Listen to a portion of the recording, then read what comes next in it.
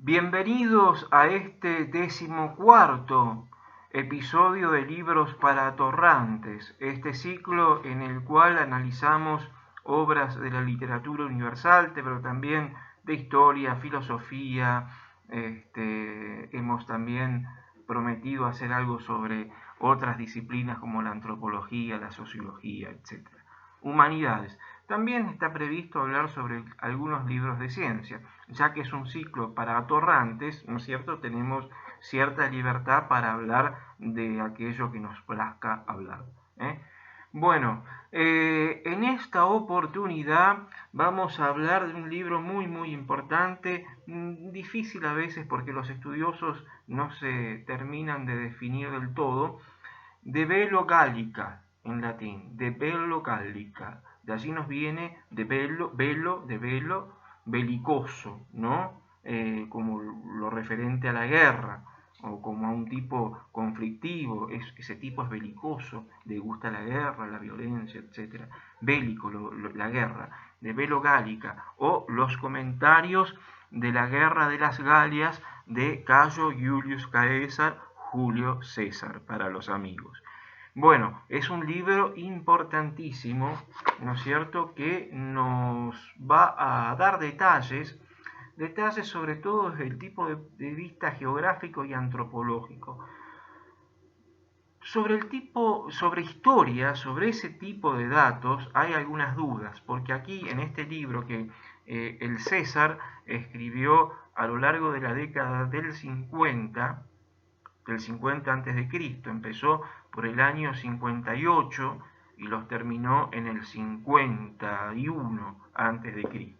En esa fecha se van dando a conocer. Está compuesto por diversos libros. El César escribió 7 secciones, 7 libros que componen, esto es un compendio, un resumen, 7 libros que componen los comentarios a la guerra de las Galias. De Galia también, por supuesto, nos llega la palabra Francia, es el antiguo nombre de Francia, pero para los romanos la Galia no solo correspondía al territorio de la actual Francia, sino también allí se integraba, en esa denominación Galia, se integraba Bélgica, a Suiza al norte de Italia, hasta el Rin, parte de Germania, parte de los Países Bajos y el sur de la Britania o Gran Bretaña. El César fue el primer romano en cruzar el Canal de la Mancha, en las campañas a las islas, a la Britania. Bueno, en la década del 50, ¿no es cierto?, antes de Cristo, César va componiendo. El último libro, son 8, pero el último no lo hizo él, sino un tal Irusio, ¿no es cierto? Y ya que quiso copiar el estilo, pero no es el mismo libro. César demostró ser un muy buen escritor, porque es un escritor claro, es un escritor directo, no va con tantas vueltas, y además evita neologismos, evita arcaísmos, no quiere ponerse como un hombre elevado de cultura, es un militar, ¿no es cierto? Y como tal escribe. Yo lo comparo con las memorias del general Paz, aquí en la historia argentina, el cordobés, el Manco Paz, ¿no? En sus memorias. Lo comparo con eso, aunque este no es un libro de memorias, porque el general José María Paz, a pesar de ser unitario, le vamos a perdonar eso, escribía muy bien, y los detalles que va brindando en sus memorias se las recomiendo, están editadas en 2 tomos, después hay ediciones como esta que se simplifican, y es interesante entrar en la intimidad de esos personajes. Yo comparo el estilo, pero como decía al principio, los estudiosos, los investigadores ven a este libro del César no tanto como un libro de historia, porque el César tergiversa algunas cuestiones. Siempre aparece él como el héroe de todas las batallas libradas. Ninguna se las debe a sus generales, a sus oficiales, etc. Y sobre los fracasos se va, voy a hacer el gesto, literalmente lavándose las manos. Por eso siempre se pone, ¿no es cierto?, como el que está un poquito arriba. Es un tanto arbitrario el César a la hora de escribir. Julio se llamaba Julio por pertenecer al clan de los Julios, los Julianos, a la familia, ¿no? César, mira vos, de la palabra César, por cesárea, ¿no? Llegó la palabra, una palabra para referirse al poder. Llega la palabra Kaiser y, en alemán, y del eslavo, el ruso, la palabra zar, se derivan de César. Bueno, el César nace en una familia patricia, es una familia patricia de Abolengo, aunque no de mucho patrimonio, no de mucha guita, no de mucha riqueza, pero sí de alcurnia, de tradición. Gracias a sus matrimonios va ascendiendo en la escala social, en la escala política, en la escala militar y en la escala religiosa. En el 79, por allí, antes de Cristo, es elegido pontífice. Pontífice en latín quiere decir el que construye puentes. Su nombre de gran interés cultural, científico. Recordemos que, vamos a decirlo así, para no dar tantas vueltas, la cultura, la civilización occidental, esta en la que estamos nosotros, bueno, yo estoy en la pampa gringa, ¿no? Soportando perros que ladran y soportando la música que se escucha en Córdoba. Bueno, la cultura occidental se sintetiza, se resume en 3 ciudades: Jerusalén, Atenas y Roma. Jerusalén nace la cultura judeo-cristiana, vamos a entrar pronto en la Semana Santa. Atenas nace la filosofía, el pensamiento. Roma le debe muchísimo a eso. Roma tiene una gran admiración por la cultura griega y, por supuesto, la cultura romana, que extiende todo ese saber, toda esa cultura, la extiende, ¿no es cierto?, al Mediterráneo, a Europa, y desde allí nos llega a nosotros. Aunque ya nosotros hemos hecho todo lo posible por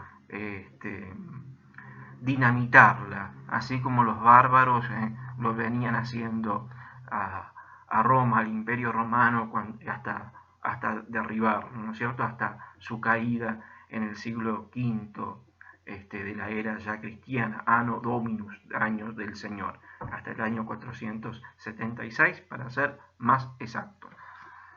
Roma, vamos a decirlo someramente, Roma nace en el año 753, su fundación, Rómulo, Remo, la loba, la leyenda, todos los conocen.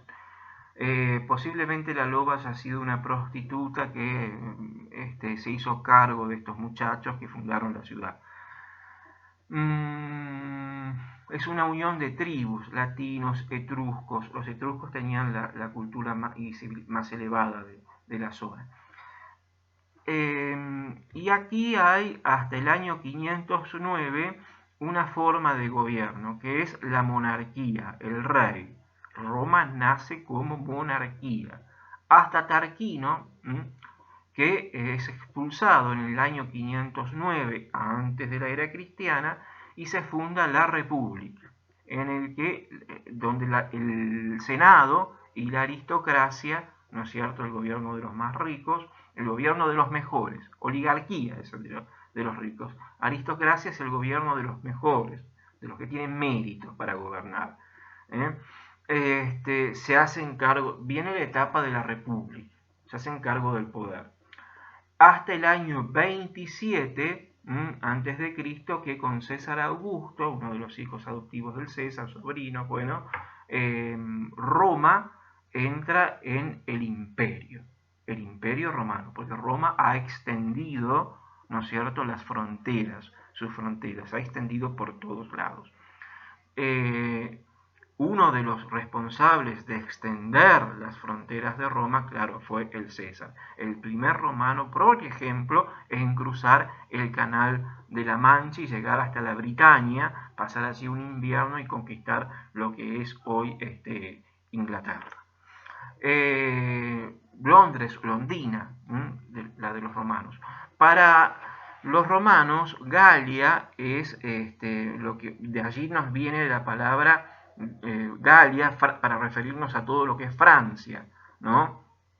El actual territorio francés. Pero a veces le decimos a los franceses los galos, o esto es un galicismo porque es un término de origen francés. Bueno, viene por las Galias, así se le denominaba, ¿no es cierto?, durante la etapa romana a esa zona. Pero no, los romanos no designaban así solamente al actual territorio francés, sino también al territorio belga, a parte de los Países Bajos u Holanda, a Germania, que fue el territorio que más costó conquistar por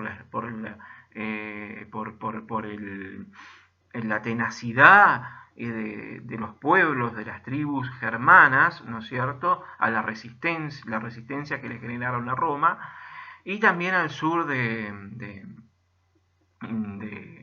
Inglaterra. Así que, bueno, ese era un amplio territorio al cual denominaban la Galia. En la década del 50, Julio César está en campaña contra los galos porque cree que